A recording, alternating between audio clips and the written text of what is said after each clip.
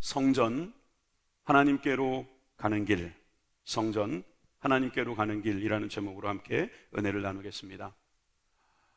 만약에 여러분들이 저에게 이 세상에서 가장 좋은 교회가 어디냐라고 물어보시면 저는 1초도 망설이지 않고 순복음 부천교회라고 이야기할 것입니다. 에이, 목사님이니까 그렇지. 그럴 수 있는데 전 다른 교회는 잘 몰라요.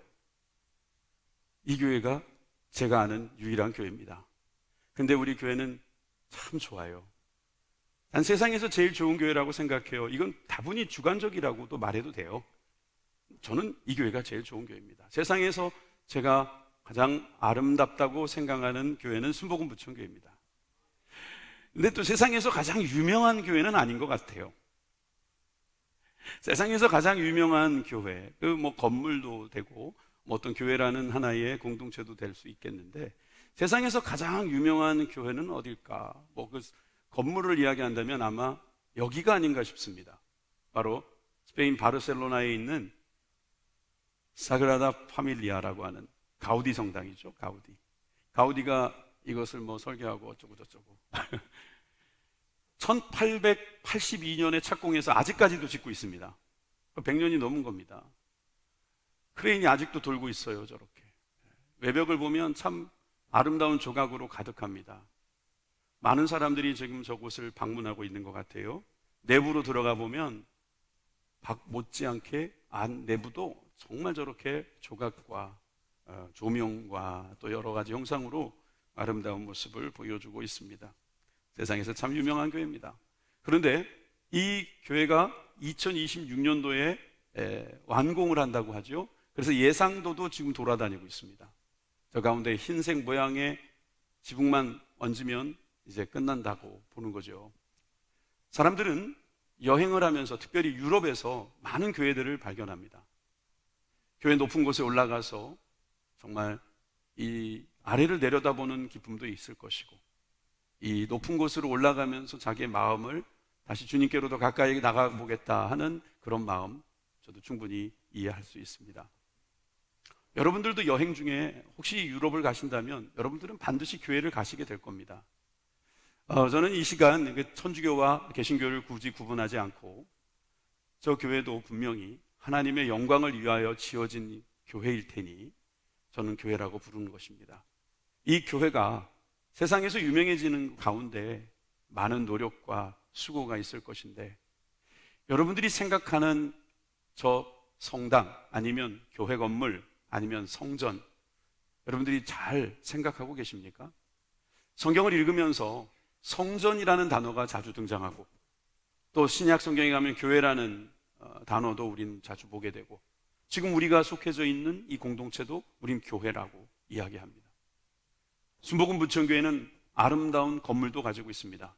이 삼각형 구조의 정말 아름다운 교회, 만들어질 당시에는 대한민국 건축물, 그 아름다운 건축물의 대상에도 큰 상을 받지 못했습니다만은 그 상 후보에도 올라갔던 그런 교회죠. 꼭지점에서 십자가가 딱 빛나고 있고 복음이 세상으로 증거되는 모습, 그리고 이곳에는 이렇게 많은 성도님들이 함께 모여서 기도하고 찬양하고 예배하는 아름다운 곳입니다. 여러분, 이렇게 교회라는 건물과 또 성전이라는 개념을 우리는 자주 이렇게 혼용해서 쓰고 있습니다.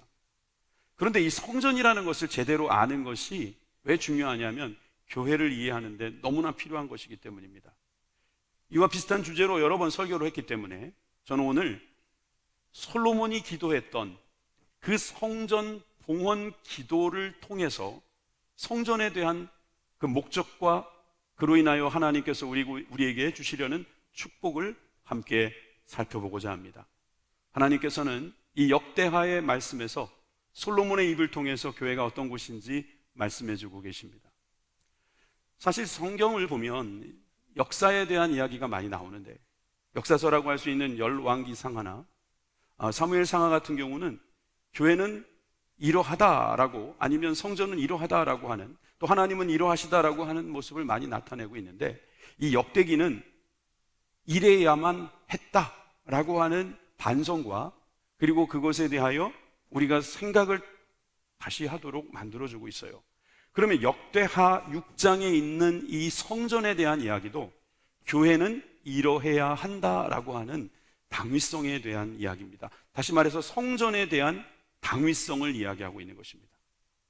역대하 6장에 나와 있는 이 성전 봉헌 기도에서 전 두 가지로 나누어 하나님께서 성전을 우리들에게 허락하신 이유를 살펴보고자 합니다. 첫 번째는 하늘 위에 계신 하나님, 하늘 위에 계신 하나님에 대하여 우리는 알아야 할 것입니다. 솔로몬이 성전을 건축하고 그 성전 건축을 완공했었을 때 그 모습은 얼마나 아름다웠을까요? 성경에 기록된 문자만 가지고 우리는 상상할 뿐입니다만 많은 사람들이 그림을 그려봤습니다. 그 중에 하나를 여러분들에게 보여드립니다. 솔로몬의 성전이 아마 이랬을 것이다 라는 거죠. 벽에는 저렇게 돌로 대리석 같은 것으로 되었을 것이고, 안에는 저렇게 황금으로 벽을 이루었을 것이며, 성전 기물들이 장막에 있는 곳과는 비교할 수 없을 만큼 화려하고 크고 웅장했을 것이다, 우리는 생각할 수 있습니다. 당연히 지금까지 남아있지 않은 것은 여러분들도 잘 아실 겁니다. 이렇게 성전을 이야기하면서 또 성전에 대하여 하나님께 감사하면서 그가 외쳤던 기도는 이렇습니다. 18절 같이 읽겠습니다. 18절 말씀 다 같이 읽습니다. 시작. 하나님이 참으로 사람과 함께 땅에 계시리까? 보소서, 하늘과 하늘들의 하늘이라도 주를 용납하지 못하겠거든 하물며 내가 건축한 이 성전이오리까? 솔로몬은 다윗이 준비해준 성전의 모든 재료들을, 모든 기술자들을 동원해서 아름답게 지어놓고 그는 이렇게 고백합니다. 하나님은 이곳에 계실 수 없습니다. 이상한 이야기 같죠?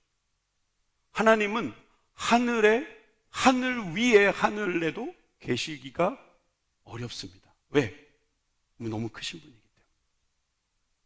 하나님은 하늘 위에 계시기도 어려울 만큼 하늘이 품기도 부족할 만큼 크신 분입니다. 그러니까 하나님은 성전에 계신 분이 아니라 하늘에 계십니다 라고 고백하고 있는 거예요. 잘 들으십시오, 여러분. 성전은 하나님이 계신 곳이라는 개념이 아니고 하나님은 하늘에 계신다는 개념이 성전을 생각할 때 반드시 있어야 합니다. 잘 들으셔야 됩니다. 오해하시면 안 됩니다. 여러분들이 그동안 갖고 있었던 생각을 고쳐야 될 수도 있습니다. 성경에 보십시오. 솔로몬은 하늘 위에 계시기에도 부족합니다. 주님은 하늘보다 크신 분입니다. 그래서 우리가 하늘보다 더 큰 곳이 없으니까 그냥 하늘에 계신 하나님 하는 거 아닐까요? 더 구체적으로 이야기한다면 예수님께서 우리에게 기도를 가르쳐 주실 때 하늘에 계신 우리 아버지라고 기도하라고 했거든요. 그러니까 예수님께서 가르쳐 주신 것과 또 우리 솔로몬이 고백했던 것처럼 하나님은 어디에 계십니까? 하늘 위에 계신다는 거예요. 눈으로 보이는 저 파란 하늘 위에 계신다는 뜻은 당연히 아닙니다. 사회주의 우주인이 올라가서 봤더니 없더라, 하나님 없더라, 그러니 기독교는 이상하다 이렇게 말을 했다는데, 이건 스카이죠. 스카이. 하늘도 종류가 두 가지죠. 스카이가 있고 헤븐이 있는 거예요. 헤븐. 스카이가 아니고 하늘 위에 있는 그 하늘에도 주님 모시기에는 부족한데 하나님께서 어떻게 내가 지은 이 성전에 계실 수 있겠습니까? 이렇게 지금 말하고 있는 거라 이 얘기입니다. 그러면서 21절에서 뭐라고 고백하냐면은 주의 종과 주의 백성 이스라엘이 그곳을 향하여 기도할 때에 주는 그 간구함을 들으시되 주께서 계신 곳 하늘에서 들으시고, 저기서 주께서 계신 이 성전에서 들으시고 이게 아니에요. 주께서 계신 하늘에서 들으시고 들으시사 사하여 주옵소서, 이렇게 말씀하고 계십니다. 6장에 나와 있는 주께서 하늘에 계셔서 거기서 기도드려달라는 말씀이 얼마나 많은지 제가 찾아보니까 21절, 23절, 25절, 27절, 30절, 33절, 35절, 38절, 9절까지 총 8번 나와요. 주께서 계신 곳 하늘에서, 주께서 계신 곳 하늘에서, 주께서 하늘에서 들으시고. 여러분, 주님께서는 하늘에 계십니다. 이 작은 성전에 계실 수가 없어요. 아무리 웅장하게 만들어 놓고 아무리 아름답게 만들어도 주님의 그 크심과 아름다움은 그분을 담을 수 없도록, 그 정도로 이 성전은, 우리가 생각하는 성전은 너무나도 작고 약할 뿐입니다. 그래서 솔로몬은 그런 말을 하는 거예요. 주님은 하늘에 계십시오. 하늘에 계셔야지 마땅합니다. 그럼 여기는 뭐냐 이거예요. 성전은 뭘까요? 성전은 무엇인가 그러면, 자, 20절 말씀 우리 다 같이 읽겠습니다. 20절 시작. 주께서 전에 말씀하시기를 내 이름을 거기에 두리라 하신 곳 이 성전을 향하여 주의 눈이 주야로 보시오며 종이 이곳을 향하여 비는 기도를 들으시옵소서. 제가 노란색으로 굳이 강조를 해놔서 여러분들 저기 눈이 많이 뜰 텐데, 내 이름을 거기에 두리라. 성전은 주님의 이름을 두신 곳입니다. 한번 따라해 보시겠습니까? 성전은 주님의 이름을 두신 곳이다. 주님의 이름이 있는 곳, 그것을 성전이다 라고 말씀하시는 거예요. 그러니까 우리가 주님의 이름을 가지고 성전에 모여서 주님께 기도하면 주님께서는 하늘에서 들으신다. 이게 정확한 이야기예요. 성전에 하나님이 계십니다. 이게 아니에요.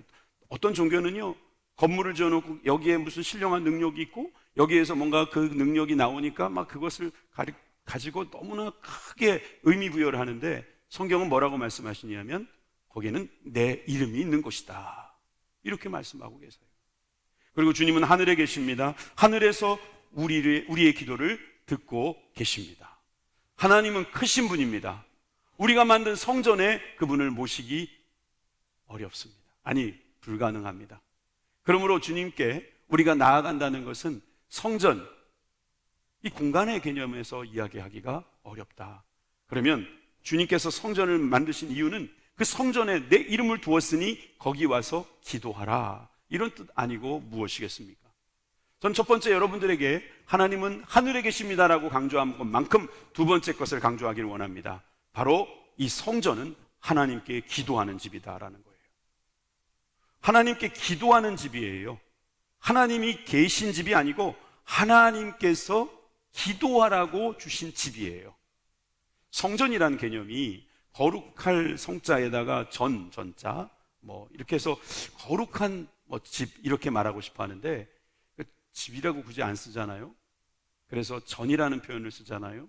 그런데 성경에 보면은 여호와의 집이라는 표현이 많이 나와요. 그 집이라고 하는 것은 그저 누구 머무는 곳이잖아요.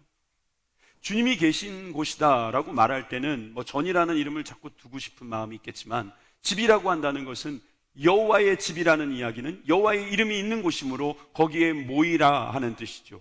그 집에 모여서 주님께서 기도하라고 말씀하시는 거죠. 사실 유럽의 많은 대성당, 많은 큰 교회들이 있고, 또 한국 교회도 이제 그런 교회들이 많이 늘어났고, 기독교가 들어간 곳마다 크게 부흥한 교회는 큰 교회를 짓습니다. 그런데 어떤 분이 이런 조각을 하나 만들었어요. 여러분들에게 보여드린 이 조각을 보고 여러분들은 어떤 생각이 드시는지 궁금합니다. 바로 이 손, 제목이 대성당이에요. 여러분들은 저 손에 빠져 있지 말고 저 제목에 좀 관심을 가져주셨으면 좋겠어요. 일단 대성당이라고 하는 제목의 저 작품을 누가 만들었을까? 여러분도 알만한 유명한 사람이에요. 바로 저 사람, 오기스트 로댕. 생각하는 사람, 지옥의 문, 이런 것을 조각했던 그 유명한 예술가가 저 손을 만들고 대성당이라고 이름을 붙인 거예요. 크고 웅장한 것만 성당이 아니고 저 손이 성당이라는, 큰 성전이라는 거죠. 여러분, 저 손에 보면 여러분들이 관찰력이 있으면 저 손은 기도하는 손이 아니에요. 오른손이 2개가 있거든요. 우리는 오른손만 2개 가지고 있는 사람이 없어요. 그러니까 이건 한 손은 내 손이고 한 손은 다른 사람 손이란 소리. 두 손이 서로 만나는 거예요.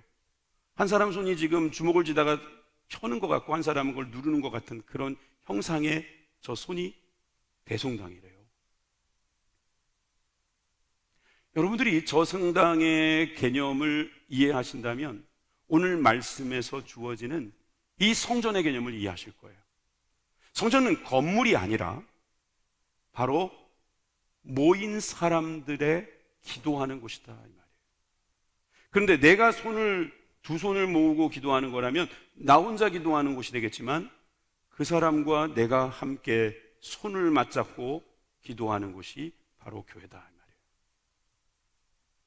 교회가 그렇게 변형되어진 거예요. 성전은 원래 그러려고 만드신 거예요, 사실도.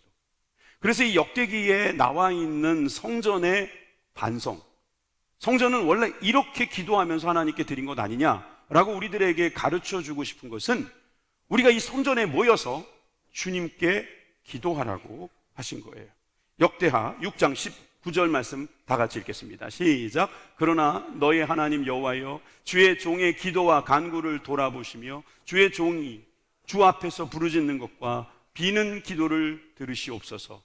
여기서 기도라는 단어가 여러 번 나오죠. 먼저 첫 번째 기도, 저것은 히브리어로 테필라라고 합니다. 간구는 테힌나라고 하죠.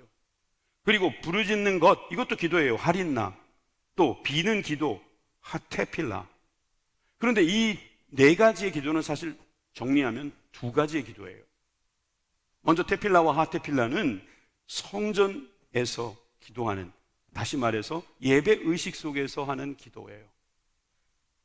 물론 밑에 있는 간구나 부르짖음, 저 테힌나나 하린나도 도움을 구하는 탄원으로서 당연히 성전에서 드릴 수 있죠. 그래서 이 기도와 탄원이라고 하는 이 두 가지 형식의 모든 기도가 성전 안에서, 오늘날로 말하면 교회 안에서, 또 성전이 되어진 우리들이 해야 할 일이다, 우리들에게 가르쳐주고 있는 거예요. 우리가 주일마다 비행기표를 끊고 예루살렘 성전으로 가지 않는 이유도 거기에 있습니다. 우리는 이곳에 모여서 주님께 기도하며 간구하고 있는 것이죠. 주님 앞에 기도하고 간구하는 것이 얼마나 중요한지 예수님께서도 우리들에게 이렇게 가르쳐 주셨습니다. 마태복음 18장 19절에서 20절 말씀입니다.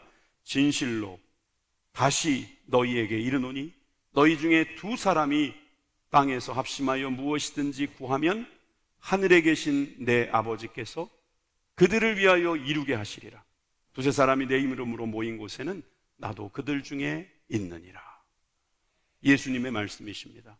저는 이 말씀을 보다가 아까 그 로댕의 대성당이 생각났어요. 두세 사람이 합심하여 기도하면 하나님께서 들어주시겠다. 이건 약속이시죠. 이건 우리가 지금 당장 실천하여 주님의 영광을 볼 수 있는 귀한 길입니다. 성전에 그래서 길이 있는 것입니다. 성전에는 주님께로 갈 수 있는 길이 있습니다. 두세 사람이 주님의 이름으로만 모여 있다면 그 성전을 통하여 하나님께서는 역사해 주시겠다고 말씀하시는 거예요. 많은 학자들이 공간과 장소에 대한 개념을 구분하기를 원하고 있습니다. 공간이라는 말이나 장소라는 말이나 어떤 집, 어떤 터, 이런 이야기를 하는 것이다, 우리가 개념적으로 알고 있어요. 그런데 학자들은 공간은 보다 추상적인 면에 가깝다. 다시 말해서 어디부터 어디까지가 공간인지 알 수 없다는 거죠.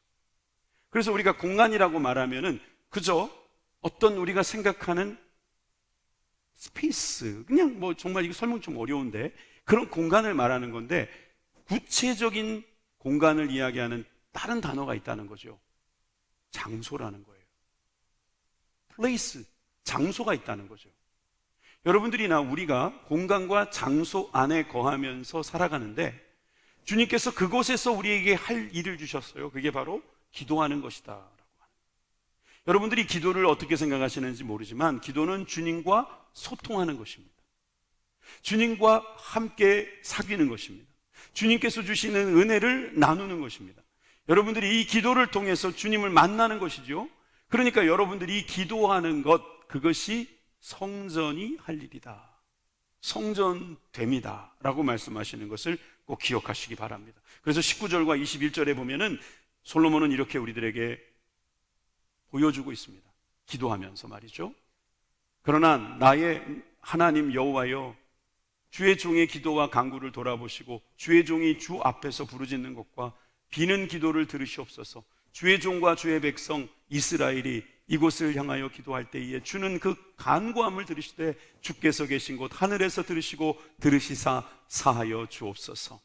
여러분, 여기 보니까 하나님과 주의 종, 즉 솔로몬과의 이 관계가 보이지 않습니까?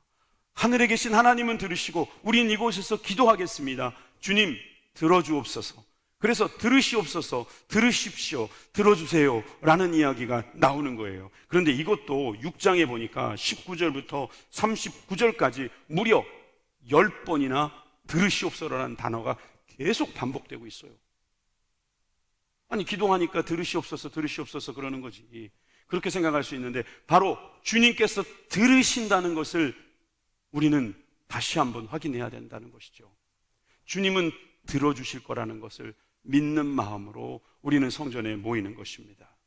여러분들 얼마나 힘드셨습니까?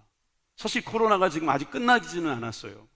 성도 여러분들께서 지난 2, 3년 동안 고생 많이 하셨어요. 정부에서는 사실 여러 정책을 과학적으로 펼치는 가운데서 고비고비를 여러 번 넘겼을 것입니다. 그 중에 한 번은 우리 교회와 연관된 일이 있어서 교회는 밀폐된 공간이므로 모이지 마십시오. 식사도 하지 마십시오. 성가대도 하지 마십시오. 찬양도 부르지 마십시오. 이런 공문이 온 적이 있어요. 밀폐된 공간이라는 거죠. 그래서 만약에 이로 인하여서 일어나는 여러 가지 피해는 나중에 구상권까지 청구하겠다 그런 말까지 했어요. 얼마나 급했으면, 얼마나 이 코로나가 심각했으면 그랬겠어요. 그래서 우리는 그것에 협조했습니다. 최대한 협조한다고 협조했습니다. 그런데 저는 그 말은 좀 다시 생각해 봐야 되는 것 같아요. 교회는 밀폐된 공간이다. 물론 그들이 무슨 말을 하려는지 알아요. 지금도 우리가 문을 닫아놨습니다만 이 닫아놓은 공간을 밀폐된 공간이다 이렇게 말하는데, 교회는 밀폐되어서는 안 됩니다. 교회는 세상으로 퍼져나가야 되는 것입니다. 세상은 열린 공간을 원하고 있잖아요. 교회도 열린 공간이 돼야 된다는 것이죠. 예배드리기 위해서 우리가 문을 잠깐 닫아놓고 있는 것 가지고 우리가 밀폐된 공간이라는 개념으로 교회가 해석되어서는 안 된다는 것이죠. 교회는 개방된 공간이어야 된다. 도리어 개방된 장소가 되어야 된다는 것이죠. 장소가 된다는 면은 우리가 이곳에 모여서 할 일이 있다는 것입니다. 그게 뭐냐면 바로 기도라는 거예요. 기도할 수 있는 곳, 그 기도가 있는 곳, 그 기도에서 하나님이 주시는 응답이 있는 곳, 이것이 바로 성전이 돼야 되는 것입니다. 여러분들이 사람들이 뭐라 그런다고 해서 기죽지 마세요. 교회는 밀폐된 공간이 아닙니다. 개방된 공간이 되어야 합니다. 그리고 이 장소는 기도하는 장소가 되어야 합니다. 여러분들이 이것을 개념적으로 이해하지 마시고 신앙적으로 이해하시라는 말을 전 드리고 싶네요. 굳이. 왜냐하면 지금 솔로몬이 7장에서 뭐라고 우리들에게 보여주고 있냐면은, 솔로몬이 기도를 마치며 7장 1절입니다. 불이 하늘에서 내려와서 그 번제물과 제물들을 사르고 여호와의 영광이 그 성전에 가득하니 여호와의 영광이 하늘의 전에 가득하므로 제사장들이 여호와의 전으로 능히 들어가지 못하고, 3절 이스라엘 모든 자손은 불이 내리는 것과 여호와의 영광이 성전 위에 있는 것을 보고 돌을 깐 땅에 엎드려 경배하며 여호와께 감사하여 이르되 선하시도다, 그의 인자하심이 영원하도다 하니라. 솔로몬이 주님께 지은 이 성전을 봉헌하면서 주님 앞에 간절히 간구하고 기도할 때 주의 영광이 성전 위에 내리는 것을 많은 사람들이 보았습니다. 마찬가지로 지금 우리가 있는 이 장소, 우리가 주님 앞에 기도하는 이곳에 주님의 영광이 가득할 것입니다. 주님은 반드시 우리들의 기도를 응답하십니다. 솔로몬의 기도에 6장 후반부에 가면은 이방인들을 위한 기도도 있어요. 이방인들이 예배하게 하시고 기도하게 해달라고 기도했는데 그 기도가 응답되지 않았습니까? 바로 저와 여러분들이 구원을 받은 것을 보면 알 수 있습니다. 우리가 이 공간 안에서, 이 장소 안에서 해야 될 일은 주님께서 주시는 기도, 이 기도의 기회를 열어가야 될 줄 믿습니다. 히브리서 10장 25절의 말씀에 보니까 요즘에 많은 사람들이 모이기를 패하는 습관을 갖고 있다고 예언했습니다. 오직 권하여 그날이 가까움을 볼수록 더욱 그리하라는 거예요. 그날이 언제겠어요? 그날 주님이 오실 날이 가까울수록 더욱 우리가 모이자는 거죠. 여러분이 모이기를 힘쓰는 저와 여러분들이 되길 바랍니다. 모이기에 힘쓰지 못하는 이유가 설령 있을지라도 우리는 폐쇄적인 공간을 만들어서는 안 됩니다. 우리는 열린 공간을 만들어야 돼요. 서로 함께 모여서 기도할 수 있는 공간은 이제 있다는 거죠. 또다시 코로나가 더 심하게 올 수도 있고 또 다른 질병이 올 수도 있을지 몰라요. 그렇지만 우리는 그때에도 폐쇄적인 공간이라는 생각을 버리고 우리가 모여서 기도할 수 있는 기회는 있다. 그 방법을 찾아내고 그것을 위하여 기도하는 아름다운 성전이 되기를 바랍니다. 저는 구체적으로 오늘 성전의 결론을 좀 찾기를 원해요. 역대하 6장 21절에 보니까 솔로몬이 이런 기도를 했어요. 주의 종과 주의 백성 이스라엘이 이곳을 향하여 기도할 때 주님께서 하늘에서 들으시고 사하여 달라고 기도한 그 대목에서 주의 종, 즉 솔로몬과 그리고 솔로몬이 통치하고 있는 나라 이스라엘을 같이 넣어서 기도하고 있는 것을 볼 수 있어요. 우리가 이런 기도를 자주 봐서 여러분들이 그냥 이걸 지나칠 수 있는데, 자, 저를 보여주세요. 성전은요, 원래 이 성전은, 솔로몬 성전은 왕궁에 속했던 채플로 지어진 거예요. 하나님께서 성전을 지으라고 명령하신 적이 없어요. 다윗이 하나님께 감사하여 성전을 짓겠다고 허락해달라고 했죠. 그래서 그 모든 걸 다 준비해서 하나님께 예배하려고 했던 거예요. 그래서 왕궁의 채플, 즉 왕국에 소속된 부속 건물로 성전을 지었다가 그가 하나님 앞에 기도하면서 뭐라고 기도하냐면 저와 우리 백성들이 함께 이곳을 공유하며 주님께 기도할 터이니 주님께서는 우리의 기도를 들어주십시오, 이러는 거예요. 왕조차도 자기의 기득권을 내려놓는 것입니다. 성전 앞에서. 여러분, 교회는 공유하는 교회입니다. 교회는 공유되어져야 됩니다. 같이 나누라고 성경에 나와 있습니다. 공유해야만 공감이 되는 것입니다. 공감은 공유될 때 되어지는 거예요. 공감이 되지 않으면 그 다음에 있어야 할 공명이 이루어지지 않아요. 우리 공명이란 말 많이 옛날에 썼잖아요. 이쪽에서 치면 이쪽에서 소리가 나는 공명. 이 공명이 되려면 공유와 공감의 시간을 지나가야 되는 거예요. 내가 독점할 수 없는 거예요. 내가 내 마음대로 다 할 수 없는 거예요. 내 시간이라고, 내 공간이라고, 내 기회라고, 내 방법을 주장할 수 없는 게 바로 교회인 것입니다.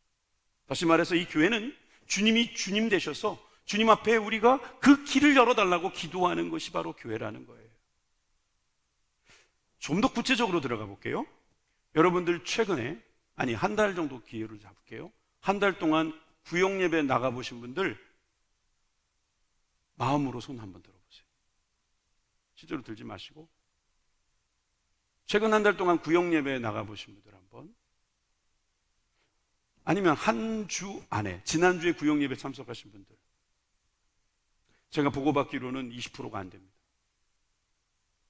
구역예배가 지금 안 드려지고 있어요. 여러분들이 왜 못 드리는지 제가 알고는 있어요. 주중에 너무 바쁘시다면서요. 옛날처럼 낮에 모일 수 있는 그런 여건이 안 된다면서요. 시간이 없대요. 공간도 문제인 것 같아요. 예전에는 우리 집에 와서 구역예배 드립시다. 그리고 다음엔 우리 성도님 집에 갑시다. 뭐 이렇게 해서 번갈아 가면서 했는데 요즘 그것도 안 돼요. 아니, 목사님 왜 성전 이야기 하다가 갑자기 그쪽으로 갑니까? 여러분들이 설교를 잘 들으셨다면 성전은 주님의 이름이 있는 곳이라고 했고, 주님이 이름이 있는 곳에서 두세 사람이 모여가지고 기도하면 그곳이 성전이라고 했고, 또 다른 구절에 보면은 성령이 거하는 전이 성전이라고 했으니 그것은 바로 저와 여러분들이 있는 곳인데, 여러분들이 있는 곳에는 성전이 있다는 이야기가 되는 거고, 여러분이 건물은 교회 건물이지 교회 자체는 아니라는 뜻이 되는 것입니다. 여러분, 그렇다면 여러분들이 가정에서 모이든 어디서 모이든 그것은 교회입니다. 성전이 되는 것입니다. 그런데 그것을 우리가 하지 않고 교회만 오고 예배만 드린다, 난 이 정도면 됐다, 이 생각을 한다면 여러분들이 고치셔야 돼요. 만약에 공간에 문제가 있다면 다시 이 장소일 수 있어요. 집에서 모이기 힘들면은 교회에서 모이세요. 제가 교회 공간을 찾아봤어요. 구역 예배를 드릴 수 있는 공간을 찾아보니까 아주 제가 낙관적으로 봤을 때 40여 곳이 됩니다. 동시에 40구역이 예배를 드릴 수 있는 곳이 바로 이 교회예요. 대성전을 제외하고 나머지 공간에서 여러분들 얼마든지 모여서 예배 드릴 수 있는데 공간이 없어요. 시간이 없어요. 핑계를 대고 주님의 이름으로 모이는 것을 힘쓰지 않는다면, 그리고 모여서 함께 기도하는 것을 우리가 기뻐하지 않는다면, 그저 그냥 주일날 오늘 예배 드려야 되니까 가서 예배 드리고 가자, 이렇게만 말한다면 우리는 성전의 개념을 놓치고 있는 거예요. 주님께서 이 성전, 이 귀한 교회, 이 아름다운 주님의 집을 허락하신 이유는 함께 공유하라는 거예요. 주님과 소통하고 우리가 함께 공감하고, 그래서 주님의 공감을 얻어내고, 그래서 우리의 울림이 주님의 나라에서도 울려지는 그런 놀라운 역사가 있기를 주님의 이름으로 축원합니다. 이게 진정한 교회가 아니고 무엇이겠습니까? 우리가 참으로 꿈꾸는 교회는 멋지고 아름다워서 관광객들이 와서 보고 싶어하는 그런 교회가 아닙니다. 우리가 기도하면 하나님께서 들으시고, 그 기도를 통해서 우리의 마음에 주님의 영광을 나타내 주실 때, 우리의 삶에서 주님의 영광이 나타날 때 주님이 하셨습니다. 요즘 복음 앙상블이라는 이 귀한 프로그램에서요, 우리 성도님들이 돌아가면서 간증을 하고 있는데요, 주님이 하셨습니다. 주님이 나를 변화시켜 주셨습니다. 주님의 영광이 나타나고 있어요. 여러분, 이런 축복이 여러분들 가정에도 있기를 주님의 이름으로 축원합니다. 오늘 설교의 적용은 비교적 쉽습니다. 그러나 여러분들 중에는 오늘 이 설교를 듣고 나와 상관이 없네 라고 성경을 닫을 분들도 계실지 모르겠습니다. 성전입니다. 성전은 하나님을 만나는 길입니다. 하나님께서 여러분들에게 주신 장소입니다. 기도의 장소. 혼자 기도하라는 것이 아니라 함께 모여 기도하라는 장소입니다. 나의 생각이 조금 달라도 좀 접으십시오. 그리고 그걸 덮어주십시오. 그래서 함께 하나님의 큰 성전을 만들어가는 저와 여러분들이 되기를 주님의 이름으로 축원드립니다. 기도하겠습니다.